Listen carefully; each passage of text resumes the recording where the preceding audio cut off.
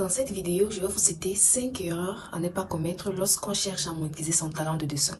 Donc je me présente, je suis Myriam Kitio, dessinatrice, entrepreneur, écrivaine et leader à succès. Donc il y a 5 erreurs que j'ai commises et je pense que c'est important que tu connaisses également pour ne pas recommettre ces mêmes erreurs. Donc la première erreur que j'ai commise et que la plupart des artistes commettent lorsqu'ils veulent monétiser leur art, c'est de mettre l'argent devant. C'est de prioriser l'argent, c'est de donner de la priorité à de l'argent. Et cela m'a coûté énormément de problèmes. Énormément de problèmes. Je me rappelle un temps, une femme très populaire a passé des commandes de plusieurs tableaux, environ 5 tableaux chez moi. Et je devais livrer ces 5 tableaux en l'espace de quelques jours. C'était, je pense, 3 jours. Et en temps normal, je prends 3 à 1 semaine pour réaliser un seul tableau. Mais parce qu'elle proposait une somme tellement attrayante, j'ai accepté. Et du coup, je me suis retrouvée en train de travailler dans la pression. Et bien évidemment, j'ai produit un mauvais travail. Elle m'a payé, certes, mais je n'étais pas vraiment très contente, j'étais pas vraiment très fière. J'avais ce sentiment de culpabilité. Parce que quoi? Parce que j'ai mis l'argent au devant, au détriment de ma réputation même. Pourtant, la réputation est même bien plus importante que de l'argent. Donc voilà la première erreur que j'ai commise et que la plupart des artistes commettent. La deuxième erreur que j'ai commise et qu'il ne faut pas connaître, c'est de tout miser sur l'art. Lorsqu'on veut vivre de l'art, lorsqu'on débute dans l'art et qu'on veut vivre de l'art, ce n'est pas sage de vouloir tout miser sur l'art. Donc au début, je me disais que je vais réaliser des portraits, c'est avec l'argent que j'ai obtenu que je vais vivre, je vais me payer des perruques, carrément vivre ma vie. Mais ce n'est pas possible pour un début, ou bien c'est difficile. Donc si vous entêtez à faire de cette façon, vous allez à coup sûr mendier ou galérer. C'est vraiment très compliqué. Donc il faut plutôt avoir cette mentalité.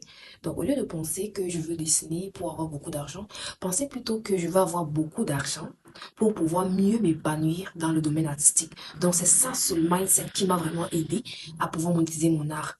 Je vais avoir beaucoup d'argent pour pouvoir mieux m'épanouir dans mon art, comme Austin Kleon le dit dans son livre. Donc voilà la deuxième erreur à ne pas commettre lorsqu'on veut monétiser son talent de dessin. Ça nous permet de dessiner sans frustration, sans stress. Et comme on le dit souvent, l'argent attire de l'argent. Donc, étant épanoui même déjà, on parvient à faire des commandes, mais sans pression, sans stress en fait. La troisième erreur que j'ai commise en essayant de monétiser mon talent et que la plupart des artistes commettent, c'est d'être spécialisé en un certain style d'art. Bon, là maintenant, je précise le contexte. Je parle là des artistes camerounais et peut-être africains. Je parle là des artistes qui vivent dans des pays où l'art n'est pas encore très développé, comme peut-être à l'étranger et tout. Donc, je parle là de ces pays en fait. Donc, l'erreur que certains commettent, c'est de tout miser, c'est de se centraliser sur un seul style d'art pendant des années. Je me rappelle lorsque j'ai commencé des portraits, je dessinais juste des portraits au crayon et j'avais des personnes qui m'écrivaient pour réaliser des portraits non noir sur blanc mais en couleur. Et je ne faisais que refuser pendant des années. Donc, ça m'a fait perdre un très grand marché. Parce que si j'avais appris cette technique, j'allais pouvoir conquérir ce marché.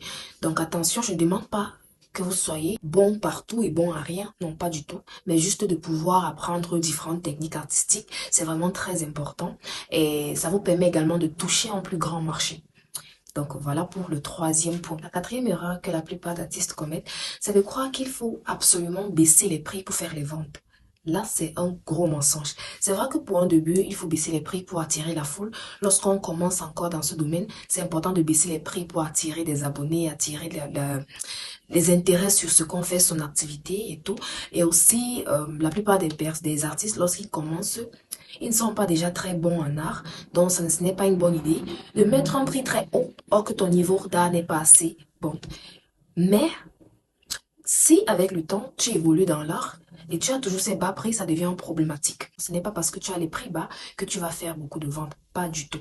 Au contraire, c'est à toi de ramener l'acheteur à comprendre la valeur associée à cet art. Il faut comprendre que ce qui fait la valeur de l'art, ce n'est pas seulement son prix, mais également c'est sa création, c'est comment est-ce qu'elle a été créée et parfois même l'auteur en question ajoute de la valeur à l'art. La personnalité de l'auteur, le branding de l'auteur ajoute de la valeur à son tableau en fait. Donc, au lieu de réfléchir comment est-ce que je vais encore baisser le prix pour faire des ventes, non, réfléchis plutôt comment est-ce que je vais augmenter de la valeur, comment est-ce que je vais augmenter de la valeur à mon art, comment est-ce que je vais faire connaître, ou bien comment est-ce que je vais faire pour que le potentiel client perçoive cette valeur qu'il y a sur mon art. Donc, c'est ça la question à se poser.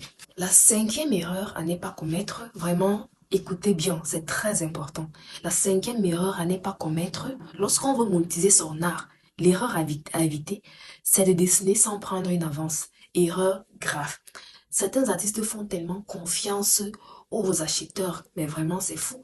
Certains artistes font tellement confiance aux acheteurs, il vient vers toi, il dit qu'il va acheter le portrait, il apprécie bien, il envoie la photo, et tu commences à dessiner sans qu'il ne t'a rien avancé, c'est pas sérieux.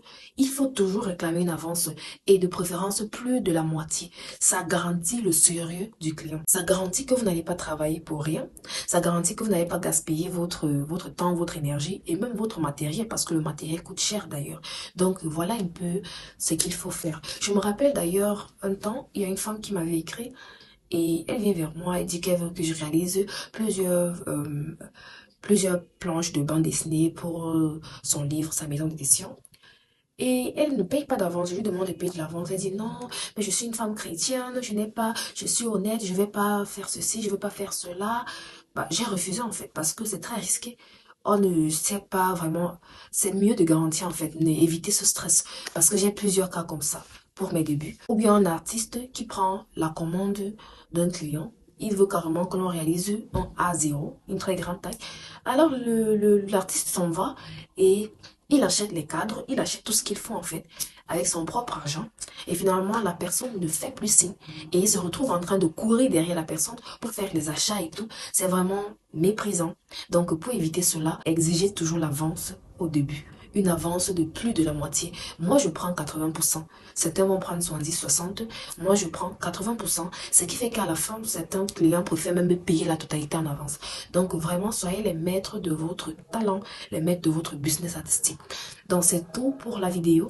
J'espère que ça vous a plu. N'oubliez pas de vous abonner et d'activer la cloche de notification. Ciao!